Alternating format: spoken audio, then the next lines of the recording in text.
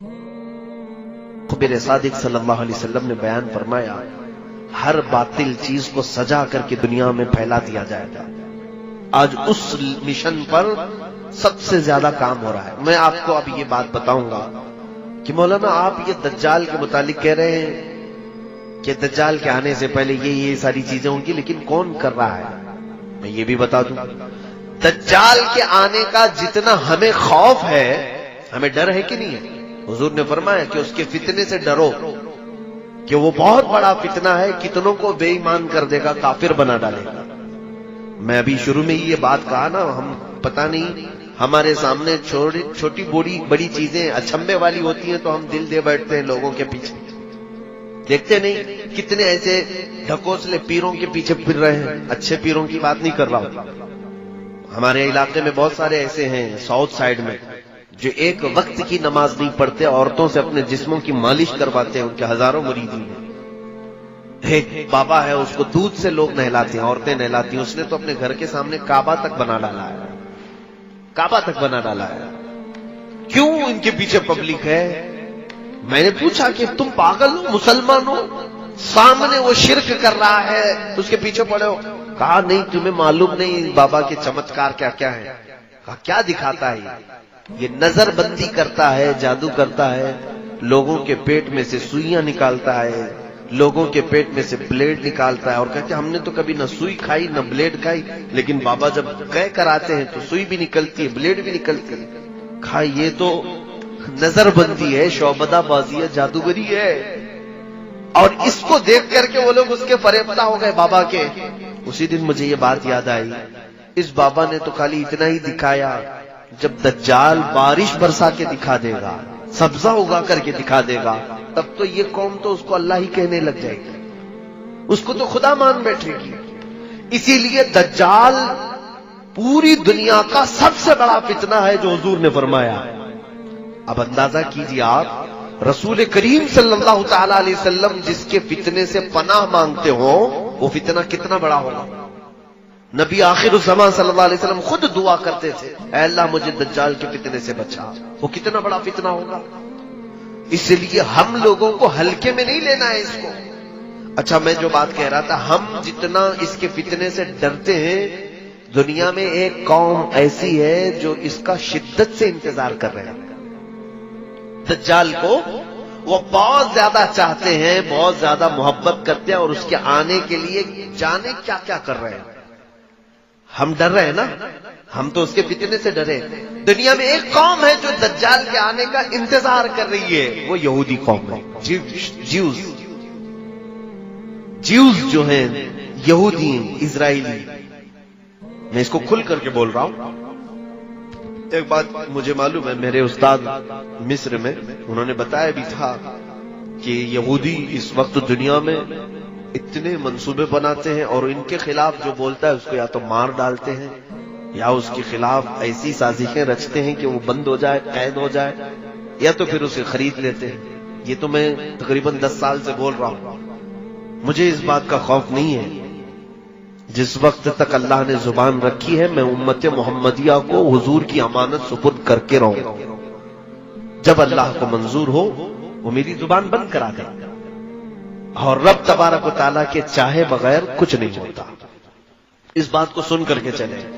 अगर किसी को सुनने में और महफिल में बैठने से डर लगता है कि ये कोई हॉरर टॉपिक है, तो खुदा हाफिज कह सकते हैं, अपने बिस्तर पे जा भी सकते हैं। मेरी तरफ से कोई जोर जबरदस्ती नहीं है बैठने की, लेकिन अगर किसी को कुछ नॉलेज लेना है तो बैठ सकते हैं। दज्जाल के मुतालिक सबसे ज्यादा अगर किसी को इंतजार है तो यहूदियों का, इजराइल को। अब उनकी किताबों में उनके बड़े लोगों ने लिखा है कि दज्जाल उस वक्त तक नहीं आएगा जब तक इस्लाम और मुसलमानों को रसूल से दूर नहीं कर दिया जाएगा। सबसे अहम चीज है ये। इनको क्या चाहिए? दज्जाल चाहिए। और दज्जाल के आने के लिए दरवाजा क्या है? पूरी दुनिया के मुसलमान अपने नबी से दूर हों, क्योंकि दज्जाल ने भी उस हदीस में मैंने बताया ना, पूछा ना तमीमदारी से कि वो आखिरी नबी आ गए, तो इन्होंने कहा आ गए। اس نے پوچھا کیا ان کی امت ان کی اطاعت کر رہی ہے؟ تو انہوں نے کہا اطاعت کر رہی ہے. تو دجال نے کیا کہا؟ ابھی میرے آنے کا وقت نہیں. اب ان کو دجال چاہیے. کیوں؟ یہ کہتے ہیں ہمارا وہ مسیحا ہے.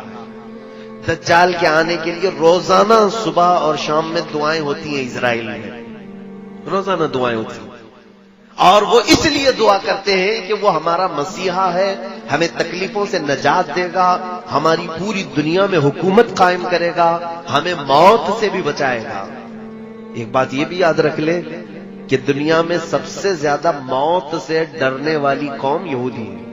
وہ مرنا نہیں چاہتے کوئی بھی, وہ موت سے بہت ڈرتے ہیں. اسی لیے ان کا آپس میں جو ایک دوسرے کو سلام بھی جو کرتے ہیں نا, ہم السلام علیکم کہتے ہیں, ان کا سلام ہے ذی 1000 سال. فارسی میں یہ ہے ذی 1000 سال. تفسیر میں لکھا ہوا ہے یہودی آپس میں ایک دوسرے کو سلام بھی کرتے ہیں تو یوں کہتے ہیں جیو 1000 سال, جیو 1000 سال. قرآن میں پہلے پارے میں اللہ نے فرمایا ہے لو یعمر 1000 سنۃ وما هو بمزحزحہ, یعنی اگر ان کو 1000 سال کی عمر بھی دے دی جائے تب بھی وہ مرنا پسند نہیں کرتے. اور اللہ تعالیٰ نے ان کے رد میں جتنی آیتیں نازل فرمائی, یہ کہتے ہیں ہم اللہ کے بیٹے ہیں, ہم اللہ کے محبوب ہیں. پوری دنیا کیچڑ سے بنائی گئی ہے اور ہم کو جنت کی مٹی سے بنایا گیا ہے. پوری دنیا کو جانوروں کے پخانے سے زیادہ گندی چیز سے بنایا گیا ہے, اور ہم شعب اللہ المختار ہیں, اللہ کی پسندیدہ قوم ہے. کون کہتا ہے؟ یہود, جیوز. یہ ایک مٹھی بھر قوم ہے. انہوں نے جو عقیدے بنا رکھے ہیں وہ یہ ہے کہ دنیا کی سب سے افضل ترین قوم ہم ہیں, ہمارا ہی حق ہے دنیا میں, ہر چیز پر ہمارا قابو ہونا چاہیے, اقتدار ہمارا ہونا چاہیے. یہ قوم ایسی ہے, یہ پوری دنیا میں کہتے تھے وقالت الیہود نحن ابناء اللہ واحباؤہ. قرآن میں اللہ نے فرمایا, یہ کہتے ہیں ہم اللہ کے بیٹے ہیں, ہم اللہ کے محبوب لوگ ہیں, سب سے زیادہ پیارے ہیں. تو اللہ نے ان کے رد میں آیت نازل فرمائی, جانتے ہیں اے محبوب ان کو کہہ دو, جو محبوب ہوتا ہے وہ محب سے ملنا چاہتا ہے کہ نہیں چاہتا؟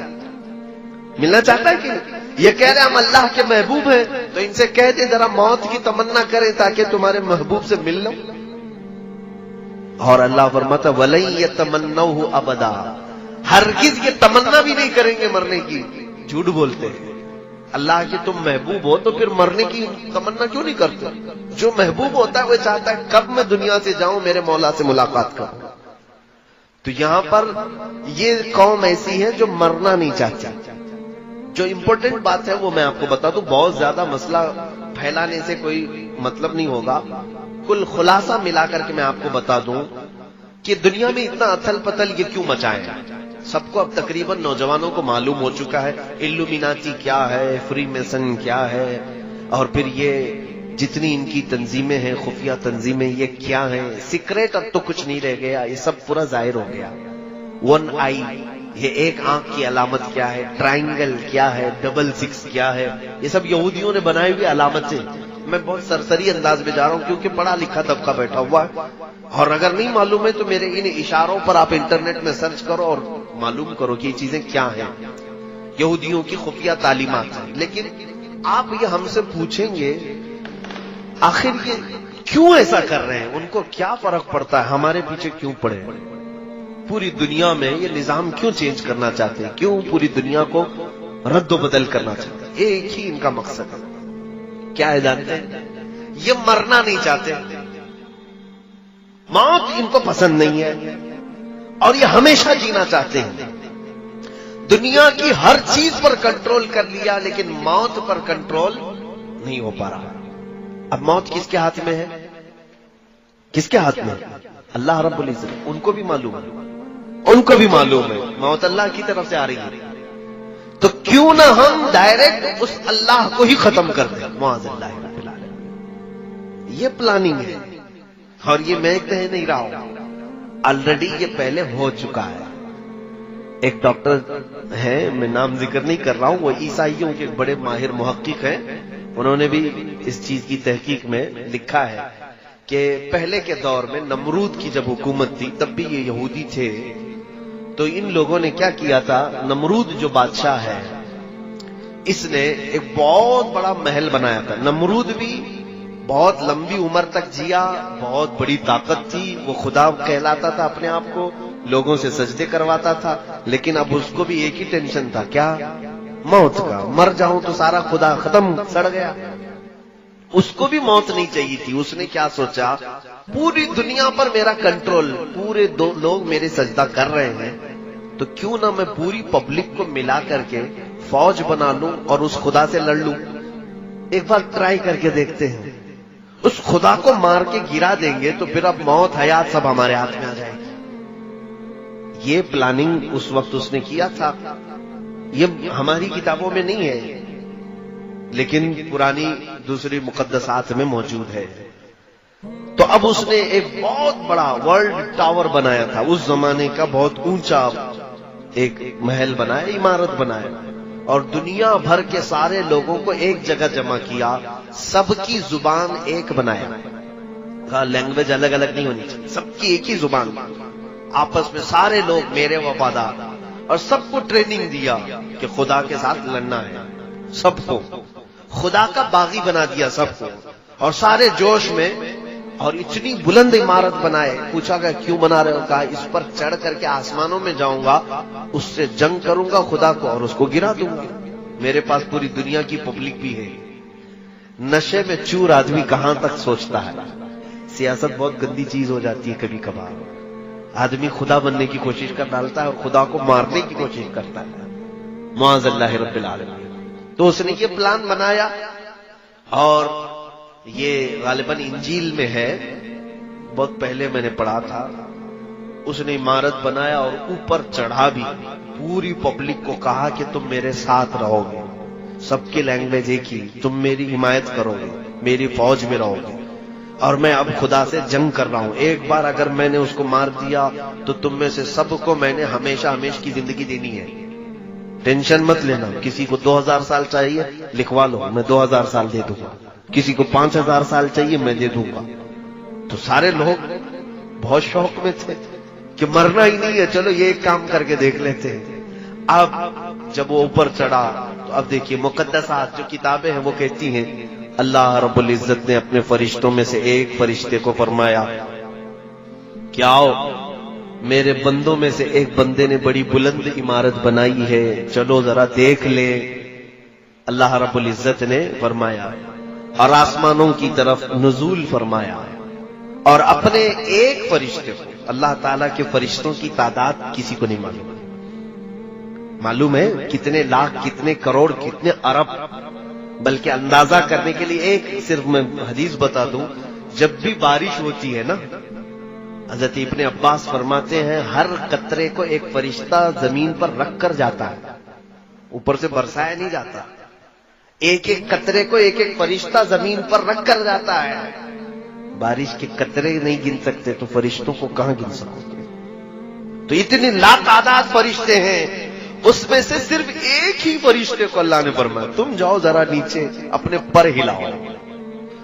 وہ فرشتہ نیچے آیا، جبرائیل کو نہیں بھیجا، میکائیل کو نہیں، اسرائیل کو نہیں، بڑے مقام والے فرشتے، ایک فرشتے کو بھیجا، اور وہ فرشتہ نیچے زمین پر آیا، اس نے صرف اپنے پر ہلایا تھا کہ یہ پوری دنیا غرق ہو گئی، اس کا سارا محل ڈھہ گیا، نمرود تباہ ہو گیا، اور اس کے بعد پھر یہ جتنے لوگ بچے تھے، کچھ اکثر تو مر گئے، جتنے بچے تھے اللہ نے فرمایا ان کی سب کی زبان کو الگ کر دو، سب کی زبان ڈیوائیڈ کر دی گئی، اس کی زبان الگ، اس کی زبان الگ، اس کی زبان الگ۔ یہ بھی اللہ کی حکمتوں میں سے ہے کہ یہ پھر ایسی پلاننگ کرنے کے لیے سب جمع نہ ہو جائے، الگ الگ کر دی گئی۔ یہ دوسری کتابوں میں موجود ہے، تو یہ پلاننگ ان کے دماغ میں آج بھی چل رہی ہے۔ فلاپ تو ہوا تھا آئیڈیا پرانے زمانے کا، اب جو اسرائیل ہے، یہودی ہے، اور اسی مقدس کتاب میں یہ بھی لکھا گیا ہے کہ اے لوگوں دیکھنا قیامت کے قریب ایک بار اور اس طرح کی کوشش کی جائے گی۔ اب بات سمجھ میں آئی آپ کے؟ اس طرح پہلے خدا سے لڑنے کا ایک پلان کیا انہوں نے، فلاپ ہو گئے اور مار دیے گئے۔ اب ان کو جدید ٹیکنالوجی پر، نیو ٹیکنالوجی پر اتنا بھروسہ ہے، انہی مقدسات میں کہا گیا ہے دیکھنا قیامت سے قریب ایک بار اور یہ چیز کوشش کر لیں گے. اب مجھے یہی لگتا ہے، یہ حدیثوں میں تو ہے نہیں کہ یہ لوگ خدا سے لڑنے کے لیے کوشش کریں گے، لیکن ان کی کتابوں میں لکھا ہوا ہے یہودیوں کی. اب مجھے یہی سمجھ میں آتا ہے اسی پلاننگ کے تحت یہ اسی انداز سے چل رہے ہیں. ان کو ایک مسیحا چاہیے ہے، وہ دجال ہے جو خدا کا دشمن ہے، اور انہیں معلوم ہے دجال کا پاور کیا ہے. 40 دن میں پوری دنیا میں گھومے گا، لوگوں کو آسمان سے بارش برسا کے دکھائے گا، زمین سے سبزے اگا کر کے دکھائے گا. ان کو ایک ایسا پاورفل آدمی چاہیے جو خدا سے لڑ سکے، اس لیے وہ انتظار کر رہے ہیں. دوسرے ان کو کیا چاہیے؟ پوری دنیا کی لینگویج ایک ہونی چاہیے. تو یہ گلوبل لینگویج کے طور پر انگلش کو مشہور کر بھی رہے ہیں کہ سب کی کنیکٹ کرنے والی، سب کو کنیکٹ کرنے والی زبان انگلش ہونی چاہیے. سب کی کرنسی ایک بنانا چاہتے ہیں، اور آج تقریباً یہ کر بھی چکے. ڈالر پوری دنیا کی کرنسی بنتی جا رہی ہے. تقریباً ہر ملک اپنی ٹریڈنگ ڈالر میں کرنا چاہتا ہے. پوری دنیا کی ایک کرنسی ہو، ایک لینگویج ہو. اور آپ دیکھنا اکثر ان کے جتنے بڑے پریزیڈنٹ ہوں یا جو سٹارز ہیں، وہ اپنے بیانوں کے بیچ بیچ میں ون ورلڈ آرڈر یہ بات کہہ جاتے ہیں. نوجوان طبقہ اس کو نوٹ کر لے. One world order. One world order کا مطلب یہ ہوتا ہے ایک دنیا ایک حکم پر چلے. الگ الگ کنٹری نہیں چاہیے ہم کو، الگ الگ سیاست نہیں چاہیے. پوری دنیا ایک ہی حکومت پر، ایک ہی آرڈر پر چلے. یہ ان کا پلان. کیوں میاں، کیوں پوری دنیا کو ون ورلڈ آرڈر میں ڈال رہے ہیں آپ؟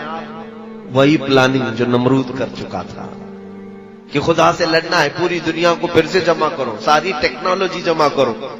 اسی لیے یہ اسپیس میں بھی بھیج رہے ہیں کہ جا کے دیکھ کر کیا ہے، سب تصویریں لے کے آئے کہاں خدا بیٹھتا ہے. معاذ اللہ رب العالمین. میرے عزیزو، میں ان ترقیات کے خلاف نہیں ہوں، اسپیس کے خلاف نہیں ہوں. میں چاند کے بارے میں گفتگو نہیں کر رہا ہوں، لیکن بعض محققین نے کہا کچھ لوگوں کی شرارت یہ ہے جیوز میں سے جو ہر نئی ٹیکنالوجی کو خدا کے خلاف سوچتے ہیں. یہودیوں میں بھی، آج میں پورے یہودیوں کی بات نہیں کر رہا، بہت سارے یہودی وہ ہیں جو ان شرارتوں کو بالکل پسند نہیں کرتے. وہ تورات انجیل پر یقین رکھتے ہیں، ایمان رکھتے ہیں. عیسائیوں میں بھی سارے نہیں ہیں، وہ بھی اپنی مقدسات پر ایمان رکھتے ہیں.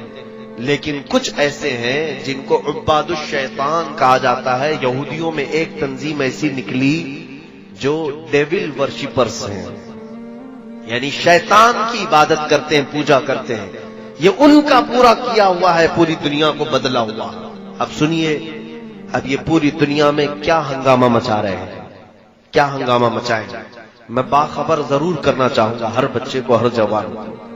میں نے مصر میں ایک کتاب پڑھی تھی، تقریباً وہ 150 سال پہلے کی ایک میٹنگ ہوئی تھی.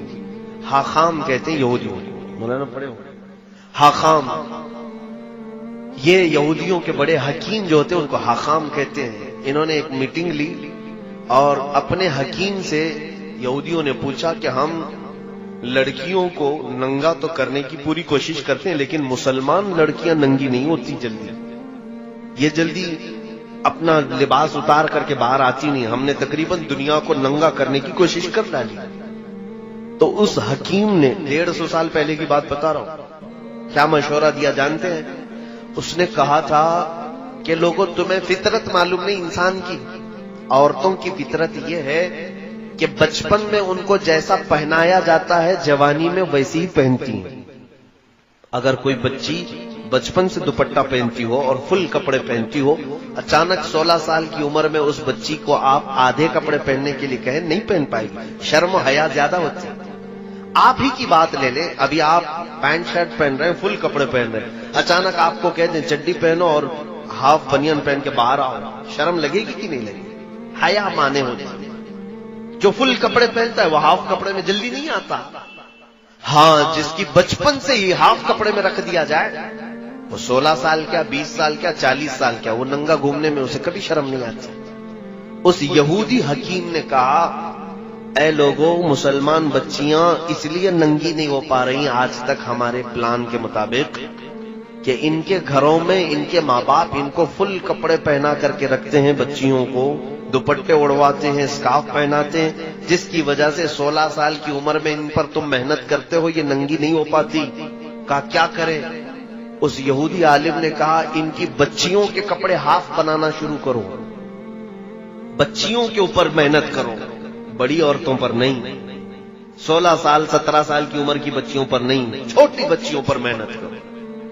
میں نے یہ ایک عبارت پڑھی تھی، اس کے بعد آج تک میں دیکھ رہا ہوں مارکیٹ میں جب ہم لباس خریدنے کے لیے جاتے ہیں اپنی چھوٹی بچیوں کے لیے، بہت کم ایسا لباس ملتا ہے جس میں فل سلیوز ہوتے ہیں، ہاف کپڑے کے بچیوں کو ہم سب پہنا رہے کہ نہیں پہنا رہے؟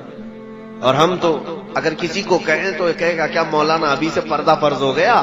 2 سال کی بچی ہے، 3 سال کی بچی ہے، کیا ابھی سے ہم اس کو برقع پہنا دیں، نقاب پہنا دیں؟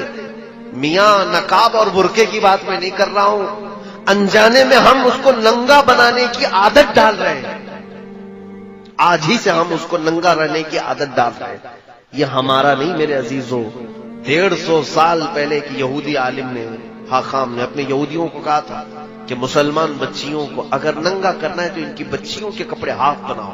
جاؤ آج مارکیٹ میں دیکھ لینا، آپ مارکیٹ میں دیکھو آج کپڑے تو ایسے ہم پہنا رہے ہیں۔ اکثر مسلمانوں کو ہم نے دیکھا کہ وہ دکان میں جا کر کے یہ پوچھتے ہیں کہ ویسٹرن سٹائل کے کپڑے چاہیے بچیوں کے، اور ان کے لیے الگ سے کپڑے دکان والے دیتے بھی ہیں کہ اسکرٹ ہونی چاہیے چھوٹا سا، اور بچیوں کو کندھے شولڈر دکھ رہے ہوں، ان کے جسم کے اعضاء ظاہر ہو رہے ہوں۔ اور وہ بچی جوان جب ہوتی ہے تو فل کپڑوں میں اپنے آپ کو انکمفرٹیبل محسوس کرتی ہے۔ اگر اس کو اچانک برقع پہنا کہتے کیا مجھے قید کر رہے ہو، بچپن سے تمہیں چھوٹے چھوٹے کپڑے پہنتی تھی، ابھی تم اسکارف ڈالو گے، دوپٹہ ڈالو گے، کیا کیا ڈالو گے میرے اوپر، جھلاتی۔ اور ان بچیوں کو ہم نے دیکھا ہے جن کی بچپن سے ہم نے تربیت اچھے ماحول میں رکھی، وہ بڑی ہونے کے وقت میاں ایسا ہے کہ وہ دوپٹے اپنے پورے جسموں پر ڈال کر کے رکھتی ہے، صرف سر پر نہیں بلکہ کوئی حصہ ان کا جھلکنے نہیں دیتی، وہ حیا بہت زیادہ ہوتی ہے۔ اس پلان کے ہم شکار ہو گئے، ہمارے لباس میں بے ترتیبی جو آئی ہے یہی دجالی منصوبوں کے تحت ہوا ہے۔ یہود جو پوری دنیا کو بے آبرو، ایک ایسی قوم دیکھنا چاہتے ہیں جو خدا سے دور ہو، اللہ تعالیٰ نے جو کہا ہے اس کا مخالف ہو، رسول جو چاہتے ہیں اس کے خلاف۔ اس مشن کے تحت ایک دو نہیں میرے عزیزوں، ہزاروں کام ہو گئے، گنانے کے لیے میرے پاس اتنا وقت نہیں ہے۔ شارٹ میں چلوں، اگر کپڑوں کو دیکھا جائے تو ہمارے کپڑے چھین لیے گئے، لباس بدل دیا گیا۔ ہر نوجوان بچہ آج ہمارا یہ چاہتا ہے کہ مجھے ویسٹرن سٹائل کے کپڑے چاہیے، ہیئر سٹائل مجھے کسی ایکٹر کا چاہیے، لڑکیاں چاہتی ہیں کہ وہ ہیروئن بن جائے، ایکٹریس کے لباس چاہیے، ایکٹریس کے ہمیں جانتے ہو یہ پورے ایکٹر اور ایکٹریس پر لاکھوں ڈالر کی لاگت پہ خرچ کیا جاتا ہے۔ کون خرچہ کرتا ہے؟ ان کے اوپر پورے چیز یہودی خرچ کرتے ہیں کہ یہ سٹار ہیں، یہ ماڈل ہیں، ان کو کپڑے پہناؤ اور پوری دنیا کو دکھاؤ، ان کے ذریعے سے پوری دنیا وہی کپڑے پہنے گی جو یہ پہنے گی۔ آپ کو معلوم نہیں ہے بڑے بڑے سٹار الومیناتی ہیں، اب تو وہ اعلان کر رہے ہیں ہم الومیناتی ہیں۔ الومیناتی یہ یہودیوں کی تنظیم ہے جو صرف اسی مشن پر کام کرتی ہے کہ وہ سٹار بن کر کے لوگوں کو اپنی طرف راغب کریں۔ میرے عزیزوں ایک وقت ایسا آئے گا کہ اگر سب کے سامنے کچرا کھائیں گے تو ان کے فین ایسے ہیں وہ کچرا بھی کھا لیں گے، ان کو نشے کے عادی بنا دیں گے۔ ان پر بڑی لاگت کا خرچہ ہوتا ہے سٹارز پر کہ پوری دنیا کے ماحول کو یہ چینج کرنے والے ہیں۔ یو کے، یو ایس اے، یہاں پر سب ایکٹر اور ایکٹریس نہیں، وہاں پر سنگرز جو ہے ان کی بڑی ویلیو ہے۔ کوئی بڑا سنگر ہو اس پر لاکھوں خرچہ کیا جاتا ہے۔ فٹ بال پلیئرز جتنے ہیں ان کے اوپر بہت ڈالر کے خرچ ہوتے ہیں کیونکہ ان کے لاکھوں کی تعداد میں فینس ہوتے ہیں، ان کو دیکھنے والی ایک بڑی دنیا ہوتی ہے۔ آپ دیکھیں کسی بھی ایکٹر کی آپ ہسٹری نکال کر کے دیکھیں، اس کے فالوورز کتنے ملینز میں ہیں، کسی کے بلین میں ہیں۔ ایک وہ عمل کرے گا تو پورے ملین لوگ اس کے فالوورز عمل کرنے لگ جائیں گے۔ یہودیوں نے بہت آسانی سے اپنے معاملات دوسروں تک پہنچانے کے لیے پوری دنیا کے کریم طبقے کو چوائس کیا ہے۔ یہ تھے لباس کی بات، اور جب انہوں نے یہ پڑھا ہے حدیثوں میں ایک بات یاد رکھیں کہ ہم سے زیادہ حدیثیں وہ پڑھتے ہیں. یہ قرآن کے حافظ ہوتے ہیں، محدث بھی ہوتے ہیں، مفسر بھی ہوتے ہیں. آج مصر میں کتنے تو ایسے ہیں جن کو مستشرق کہا جاتا ہے، یعنی اورینٹلائز. یہ لوگ یہودی ہیں اور اسلامی تعلیمات کے ماہر ہوتے ہیں، یونیورسٹی میں پڑھا رہے ہیں. کائرو یونیورسٹی میں میری خود ملاقات تھی ایک ڈاکٹر سے جو اسلامی شریعت کی کتابیں پڑھاتا ہے، یہودی عالم. یہ ہم سے زیادہ پڑھتے ہیں. جب انہوں نے یہ پڑھا کہ مسلمان سب سے زیادہ ان کا لگاؤ اللہ اس کے رسول سے ہے، کم ہونے کے لیے مین چیز کیا ہے تو رزق ہے. ہمارا سارا معاملہ رزق پر چلتا ہے. اگر رزق اچھا ہے تو دعائیں بھی پہنچتی ہیں، عبادتیں بھی پہنچتی ہیں. اور رزق خراب ہو گیا تو سارا ہمارا کنیکشن کٹ گیا، ختم ہو گیا. ہماری دعائیں اجابت سے نہیں ٹکراتی، ہماری عبادتیں قبول نہیں ہوتی. تو رزق پر ایسا عمل کیا گیا ہے، ایسا کہ پوری دنیا میں آج دیکھیں چند سالوں کے بعد حلال کھانا ہمارے لیے مشکل ہو جائے گا. حلال کھانا مشکل ہے. بہت کم ایسے لوگ ہیں جو بچ پائے ہیں حرام سے، ورنہ تو پورا ایک طبقہ. عرب والے تو پورے کے پورے مبتلا ہیں. ان کے گھر گھر پر KFC اور میکڈونلڈ، سب وے، نہ جانے کتنی ایسی فوڈ کی کمپنیاں پہنچی ہوئی. کئی ایسی کمپنیاں ہیں جو پورک بناتی ہیں، کئی ایسی کمپنیاں ہیں جو علل اعلان بیچتی ہیں کہ ہمارے ہاں خنزیر کا گوشت بکتا ہے. خود ممبئی میں ایک مسلمان پیزا کا ایک ہوٹل چلاتا ہے، مسلمان ہے. اس کے پاس دونوں سیکشن ہیں، پیزا نان ویج اور ویج کا. نان ویج کے پیزے میں اس نے خنزیر کا گوشت ملا کر کے بیچتا ہے. اور اس سے سوال بھی کیا گیا تو کہتا ہے یہ تو آپ کی چوائس ہے، چاہے تو آپ کھائیں نہیں تو نہ کھائیں، میں زبردستی تھوڑی نہ بیچ رہا ہوں. میرے عزیزوں، کھانے کی چیزوں کو اتنا بدل دیا گیا، اسی لیے میں کہتا ہوں اپنا ٹیسٹ بدل لو. بہت زیادہ زبان کو لذتوں کا عادی مت بنانا، ورنہ حرام چلا جائے گا پیٹ میں. اور پھر ہمارے ہندوستان میں کیا چھوڑا گیا؟ ہر اناج کو، ہر چیز کو کبھی گائے کا پیشاب ملا کر کے، کبھی پتہ نہیں کیا کیا ملا کر کے. کمپنیاں نہیں آئی ہمارے ہاں. کوئی چاکلیٹ نہیں چھوڑا انہوں نے حرام چیزوں کے ملانے سے، کہ بچے چاکلیٹ کھائیں اور اس میں پتہ نہیں کن کن جانوروں کی چربیاں ملائی جائیں. ہزار یہ کہتے ہیں کہ حلال ہے حلال ہے، لیکن ان کی نیت میں کھوٹ ہے. میرے عزیزوں، ہمارے رزق پر بہت بڑا اثر ہو رہا ہے. میں چند دنوں پہلے چکن کے متعلق ایک بیان کیا تھا. میں حرام نہیں کہتا ہوں گوشت کو، چکن کو، لیکن وہ ہو سکے تو آپ سن لینا. یہ جو برائلر چکن جو بنائی گئی ہے، یہ 1960 کی پیداوار ہے. اس سے پہلے یہ سفید مرغیاں تھی نہیں دنیا میں. یہ جو برائلر چکن آپ جو دیکھ رہے ہیں نا، یہ بعد میں ایجاد کی گئی ہے. اس کو بنایا گیا ہے کراسنگ کے ذریعے سے. اور اس کی فارمنگ جو ہوتی ہے، سیم فارمنگ خنزیر کی بھی ہوتی ہے. امریکہ میں سب سے زیادہ طلب جس گوشت کی ہے وہ خنزیر کی ہے، پگ کی بھی. اور اس کو کھلا کر کے جتنی جلدی بڑا کیا جاتا ہے، کیونکہ اس کی مارکیٹ ہے وہاں پر، ان کو جلدی جلدی گوشت چاہیے. خنزیر بڑا نہیں ہوگا تو گوشت کیسے ملے گا؟ تو جلدی بڑا کرنے کے لیے خنزیر کو جو چیز کھلائی جاتی ہے، وہی انڈیا، پاکستان یا سب جگہ پر ان کے فیڈز میں، مرغیوں کے، چکن کے فیڈز میں وہی چیز کھلائی جاتی ہے جو خنزیر کو کھلاتے ہیں. اسی لیے تو یہاں مرغیاں 40 دن میں بڑی ہوتی ہیں. ہمارا خود بھی فارم ہے، میرے بھائی فارم چلاتے تھے مرغیوں کے، مجھے معلوم ہے 40 دن نہیں ہوتا کہ یہ مرغی 2 کلو کی ہو جاتی ہے. کیسے؟ آپ اپنے گھر میں پال کر کے دیکھیں، 6 مہینے میں بھی بچہ ہی دکھتی ہے. یہ حیرت سے بہت تیزی سے بڑھاتے ہیں. یہ میرا ٹاپک نہیں ہے، لیکن میں آپ کو کہہ رہا ہوں کہ ہماری غذا پر بہت زیادہ کوشش کی گئی ہے کہ حرام کی آمیزش ہو جائے، تاکہ ان کی دعائیں قبول نہ ہوں، ان کی عبادتیں قبول نہ ہوں، اور ان کا اللہ رب العزت سے جو قریبی تعلق ہے وہ ڈسکنیکٹ ہو جائے. اسی لیے آج ہم کثرت سے دعائیں مانگ رہے ہیں، اللہ کی رحمت مانگ رہے ہیں. ہمارے ساتھ کیا ہو رہا ہے؟ حضور پاک صلی اللہ تعالی علیہ وسلم نے فرمایا، جب تک تمہارے پیٹ میں حرام لقمہ ہوگا تمہاری کوئی دعا اللہ تک نہیں پہنچتی، کوئی دعا نہیں جائے گی. اور یہ چاہتے ہیں کہ ہمارے جسموں میں حرام لقمے پڑے رہیں اور ہم دعا کرتے رہیں، ہماری کوئی دعا قبول نہ ہو.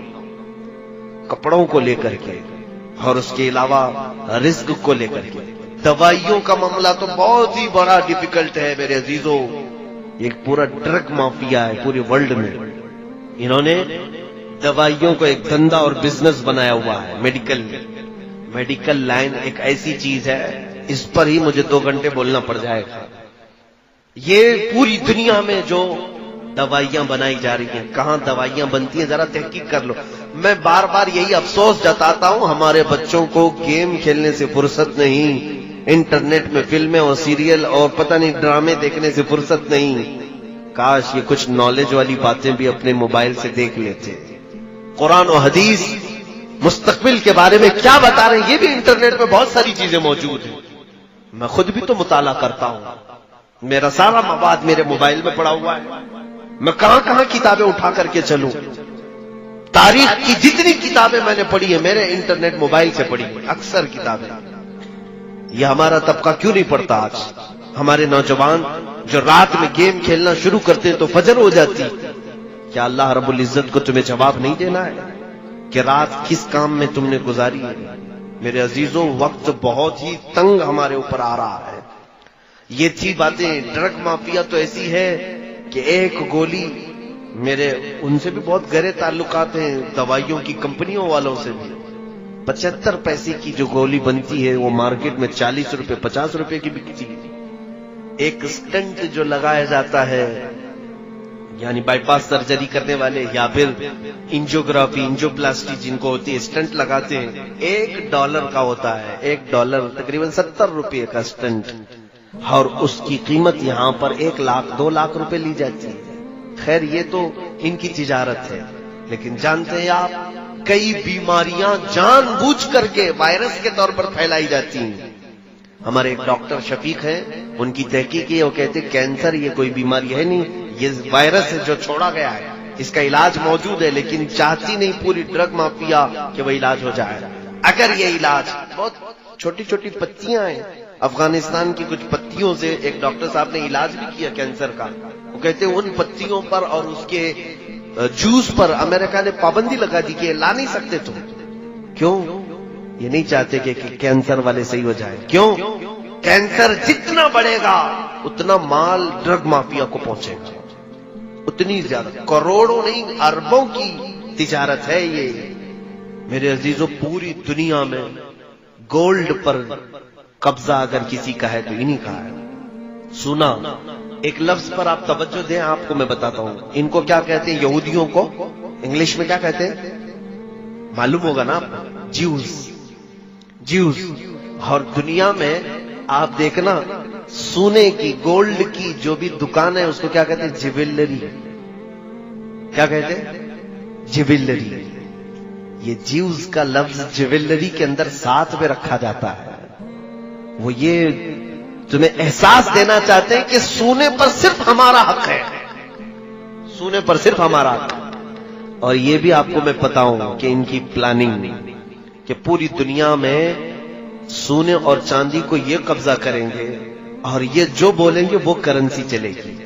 آج دیکھیں یہ کرنسی کا معاملہ بڑا ڈیفیکلٹ ہے. مجھے آج اعلیٰ حضرت فاضل بریلوی کی یاد آتی ہے. سرکار امام احمد رضا خان فاضل بریلوی رضی اللہ تعالیٰ عنہ 100 سال پہلے ہی ایک رسالہ لکھا ہے, کفل الفقیہ الفاہم فی احکام القرطاس والدراہم. اس پہلے زمانے میں کرنسی کیا چلتی تھی جانتے ہیں آپ؟ سونے کے سکے, چاندی کے سکے. توجہ چاہوں گا, سونے کے سکے, چاندی کے سکے. سونے کے سکوں کو دینار کہتے تھے اور چاندی کے سکوں کو درہم کہتے تھے. درہم اور دینار چلتے تھے پہلے. اب سنیے گا, سونے کا ایک سکہ ہے اور چاندی کا ایک سکہ ہے, اس کی اپنی ایک ویلیو ہے کہ نہیں ہے؟ وہ سونے کا ہے میاں. آج اگر ظاہر سی بات ہے کسی بھی سکے پر بادشاہ کی فوٹو ہوگی جو اس وقت بادشاہ چل رہا ہے, چلے بادشاہ ختم ہو گیا, دوسرا بادشاہ آ گیا, کیا وہ سکہ بیکار ہو جائے گا؟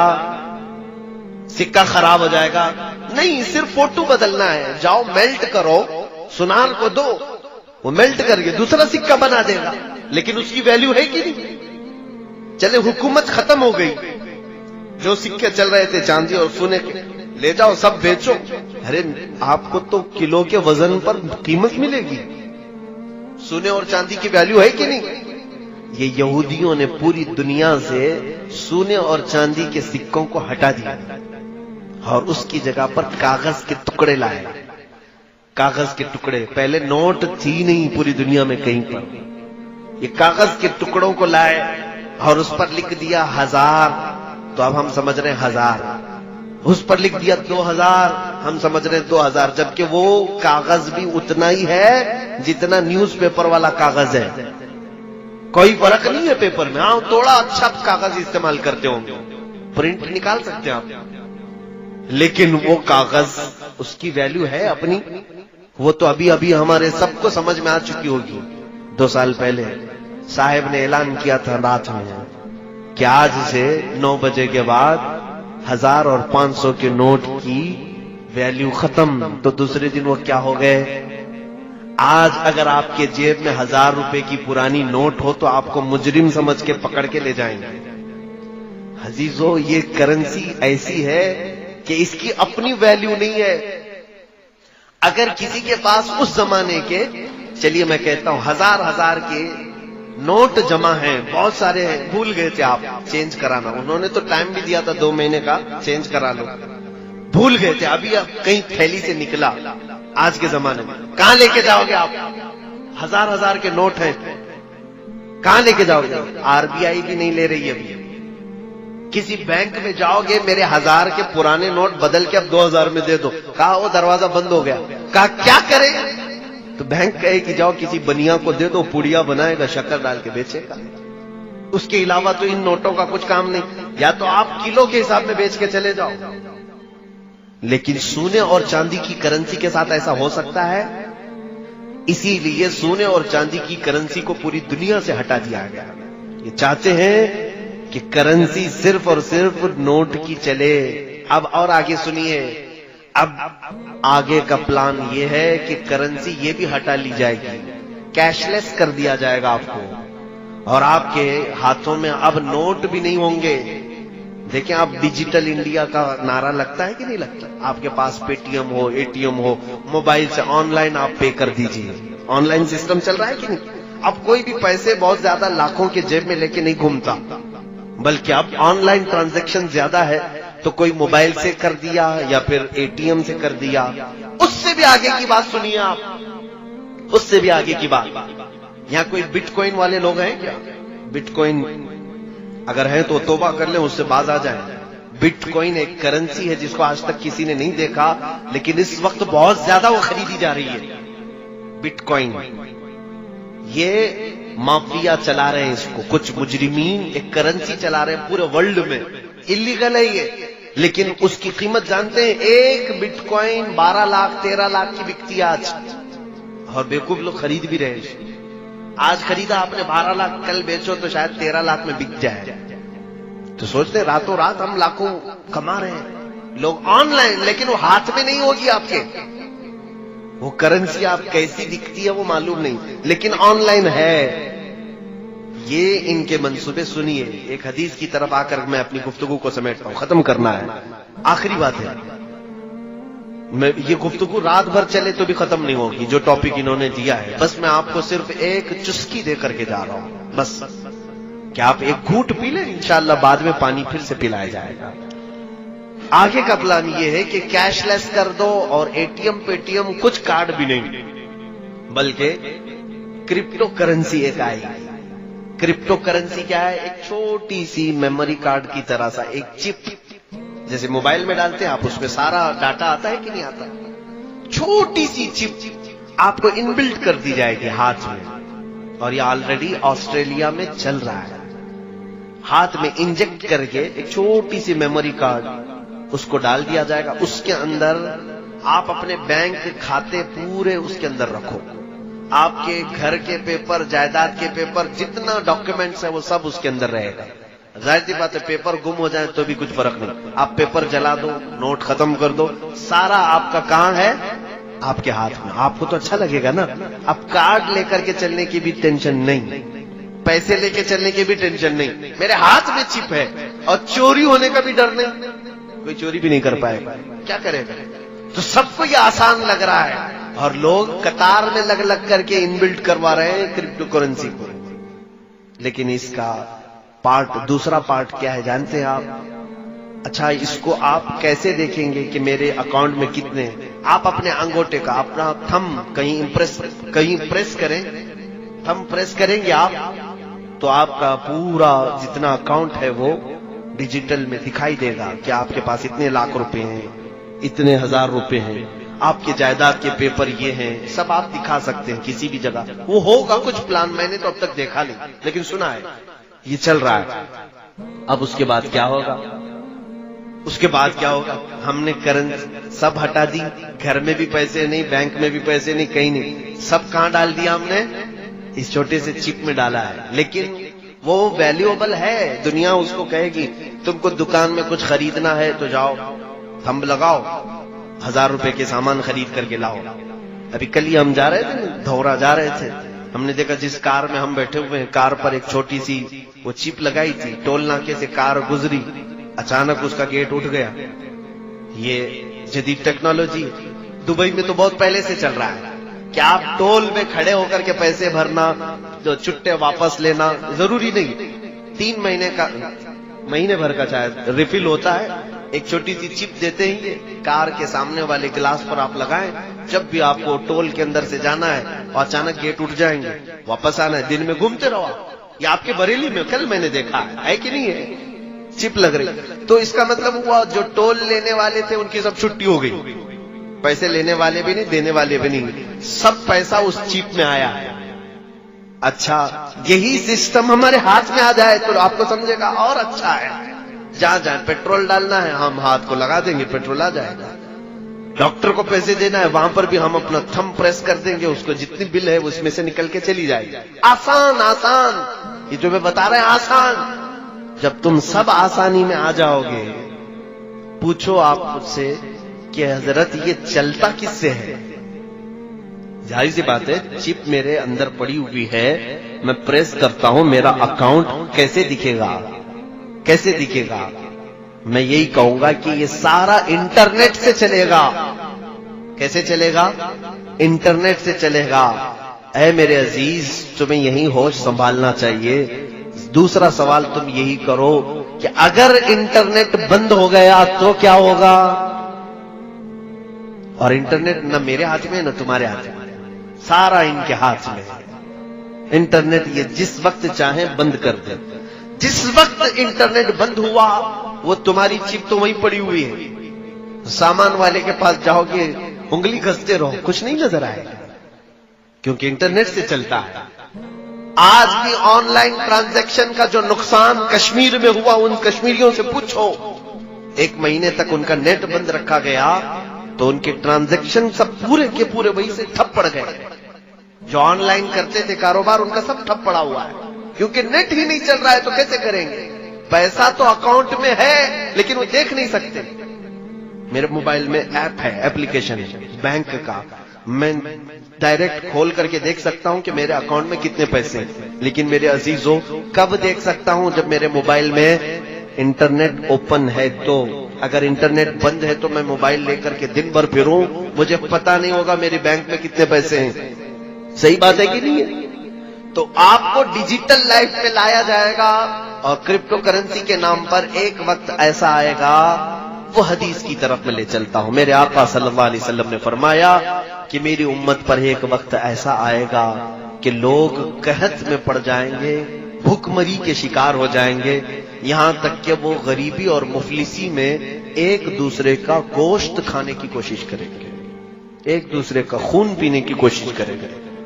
کیسے؟ یہ وقت آئے گا جب آپ خرید نہیں سکتے، بیچ نہیں سکتے، کچھ نہیں کر سکتے.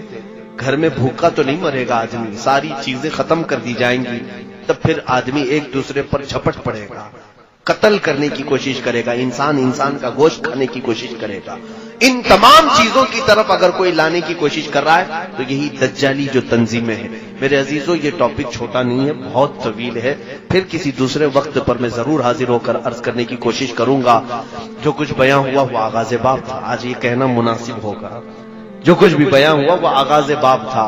لیکن میں انٹلیکچوئل طبقے کو یہ ضرور کہنا چاہوں گا، تم الرٹ رہو، تم حدیثوں کو پڑھو۔ اللہ کے نبی صلی اللہ تعالی علیہ وسلم نے ہر بڑے حادثے سے تمہیں پہلے ہی بتا دیا ہے کہ کیا ہونا ہے، لیکن صرف حادثے نہیں بتائے کہ قیامت آ جائے گی، دجال آ جائے گا، یاجوج ماجوج آ جائیں گے، بلکہ حدیثوں میں تم یہ پڑھو حضور نے ان سے بچنے کے طریقے بھی بتائے ہیں۔ یہ میرے آقا کی شان ہے، جہاں حادثوں کی خبر دی وہیں میرے آقا نے یہ بھی بتایا کہ تم اپنے آپ کو کیسے بچا پاؤ گے۔ جیسے کہ ایک حدیث ملتی ہے کہ حضور صلی اللہ تعالی علیہ وسلم نے فرمایا قیامت کے قریب تم دیکھو گے انگلیوں کے پور سے لوگ گناہ کریں گے، انگلیوں کے پور سے، شاید اس زمانے کے لوگ جانتے بھی نہیں ہوں گے انگلیوں کے پور سے گناہ کیسے ہو سکتا ہے۔ آج ہم دیکھ رہے ہیں سارا گناہ ٹچ اسکرین سے ہوتا ہے کہ نہیں ہوتا ہے، ٹچ اسکرین سے ہماری انگلیوں کا یہ پور سامنے کا حصہ یہی تو موبائل پر ٹچ ہوتا ہے۔ ہر نوجوان بچے اور بچیوں کے ہاتھوں میں جو آج موبائل ہے اور اپنی تنہائی میں اور اپنے مجمع میں یہ کیا کیا دیکھتے ہیں یہ اللہ جانتا ہے اور وہ بھی جانتے ہیں کہ اکثر لوگوں کا موبائل غیر امانت دار ہے، بہت سارے لوگوں کا موبائل ان کے دل سے زیادہ غلیظ ہو چکا ہے۔ میرے عزیزوں، یہ ہم انگلیوں سے اتنے گناہ کر رہے ہیں جتنی ہماری شرمگاہ بھی اتنے گناہ نہیں کرتی جتنا ہماری انگلیاں گناہ کر رہی ہیں۔ جتنی مرتبہ تم نامحرم عورتوں پر ٹچ کرتے جاؤ گے اتنے زنا کی گناہ بڑھتے جائیں گے، کیونکہ حدیث میں ہے العین تزنی، آنکھ بھی زنا کرتی ہے، انگلی بھی زنا کرتی ہے۔ پتہ نہیں ہماری انگلیاں کتنی بار زنا کرتی ہیں۔ تو حضور نے جو فرمایا تھا کہ تم دیکھنا انگلیوں کے پور سے گناہ کیا جائے گا، میں یہی تو کہہ رہا تھا کہ حضور نے ڈرایا ہے آنے والی چیزوں سے تو علاج بھی بتایا ہے۔ صحابہ نے پوچھا یا رسول اللہ صلی اللہ علیہ وسلم جب انگلیوں کے پور سے گناہ ہونے لگے تب ہم کیا کریں؟ سنو ہم سب کے لیے، اے بچوں جوانوں سب لوگ، حضور نے 1400 سال پہلے فرمایا، ارشاد فرماتے جب انگلیوں کے پور سے گناہ ہونے لگے علیکن بالحسات، عورتوں کو حضور نے ڈرایا تھا، فرماتے تم اپنے ان انگلیوں میں تسبیح گھمانا شروع کر دو، ان انگلیوں میں تسبیح گھمانا شروع کر دو۔ جب تمہاری انگلیاں تسبیح کی عاشق بن جائیں گی تو تمہاری ان انگلیوں کو اللہ تعالیٰ گناہ سے بچا لے گا۔ وآخر دعوانا الحمدللہ رب العالمین۔ السلام علیکم۔